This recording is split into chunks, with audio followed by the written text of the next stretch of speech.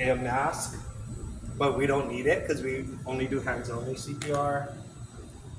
You find scissors. Okay, when you do compressions, you do it over the clothing. Yeah, when you hook up the AED, it needs direct contact with the skin. So the victim's top must be removed, including bras. Okay, so either take off or cut off. That's what scissors are for. You'll, okay, you'll find a cloth. So the victim can be wet, but they can't be laying in a puddle of water.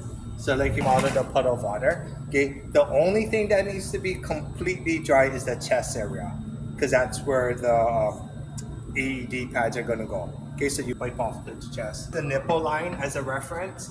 When we're dealing with the AED and the two pads, again, you're using the nipple line as a reference, but instead of a horizontal plane, it's on a vertical plane. Okay, so one pad is gonna be above one of the nipples, then the other would be below in a diagonal. So either this way or that way. Okay. The case shows you where to put it, and when you open up the case and you have the two individual pads, it says specifically which pad goes over what nipple. Okay, but in real life, if you were to mix them up, it doesn't matter; it would still work. But this is just to help you. Quick as you can. You don't have to worry about being cautious or getting shocked by the AED, because even if you're touching it and you were to press the power button, I mean the zap button to shock them, it would not work. Okay, because it's picking up my heartbeat. Okay, so it would be kind of like locked and it wouldn't place. And the computer will tell you do not touch the victim.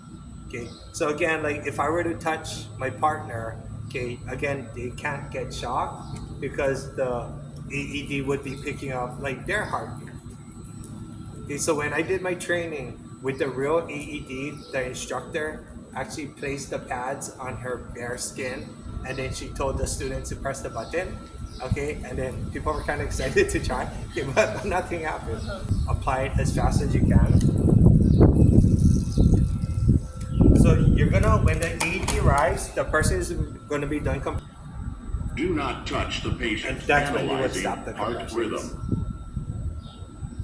Do not touch the patient. Analyzing heart rhythm. Shock advised.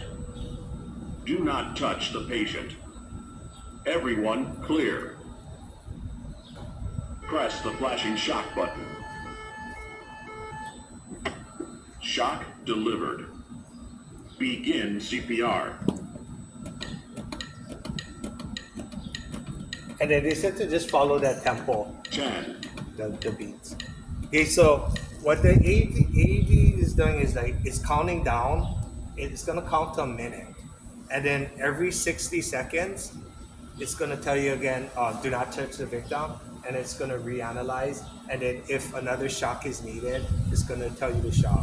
Okay, so the very first time I press the button, or every time you press the button, whether they come back or not, the victim is gonna jolt, yeah, from the shock. And then all you want to do is look at the eyes, and if they're not responsive, then you leave the pads on again, and then you just continue with your compressions. Then every minute it'll tell you stop and do the same thing. Now, when you press the button and you look at their eyes, if they start to wake up, then that's a save. But at any time, they could fall back out of it again and go unconscious, not breathing, and then therefore you wouldn't. That's why you wouldn't want to take off the pads or turn off the AED if they were to come back. So one of the Iolani teachers who actually saved, initially that the PE office right next door that used to be the old health room, and used the AED, and then he came back, but within seconds he fell out of it again. Yeah, they weren't able. They discontinued the whole time until ambulance came and they took him, and then on the way to the ambulance they revived him. Yeah, so then that's why you want to just make sure no matter what it's always hooked up. Yeah, even if you do. Yeah, It's just the placement in general. yeah.